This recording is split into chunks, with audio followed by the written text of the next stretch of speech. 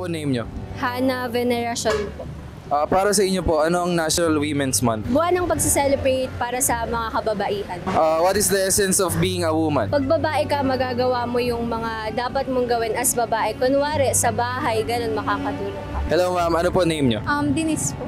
What is National Women's Month? For me, National Women's Month is to appreciate every differences of beauty of every woman. Ano po sa inyo ang pagiging babae? For me, ang pagiging babae is giving birth. Hello ma'am, ano po name nyo? Genesis po. For you, what is National Women's Month?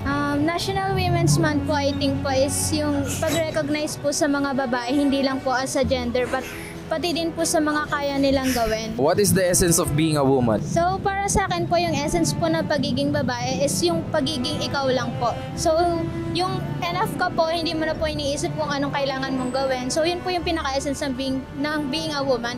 Yung pag-alam po sa sarili mong worth po. Hello ma'am, ano po name nyo? I'm FO2 Rosan S. Cruz. Para sa inyo po ma'am, ano po ang National Women's Month? Ang National Women's Month ay ito yung pinagse-celebrate natin yung mga kababaihan.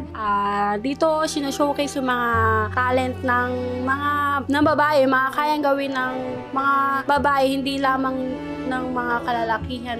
What is the essence of being a woman? For me, the essence of being a woman is we the women are the backbone of the communities and our families.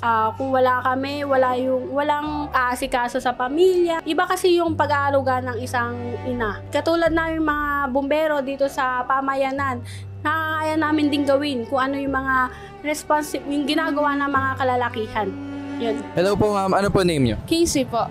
For you po, what is National Women's Month? Buwan po siya kung saan binibigyan po ng way or binibigyan ng pagkakataon yung mga babae para magsalita ng nararamdaman nila and to express their rights and freedom po. For you po, what is the essence of being a woman? Essence of being a woman is to be able to enjoy the privilege and yung mga karapatan na babae lang yung meron, yung mga rights and freedom na babae lang yung meron na kasalukuyan na pinagkakait sa amin ngayon. Ano name nyo? Juby Manansala. Para sa inyo po ma'am, ano po ang National Women's Month? Ito yung parang pride ng mga kababaihan. Para sa inyo po, ano po ang essence ng pagiging babae? Madami. Kasi halimbawa yung pag-alaga ng bata, ikaw yung naiwan sa bahay, ikaw nagmamanage ng bahay namin. Thank you so much po. Ingat po kayo.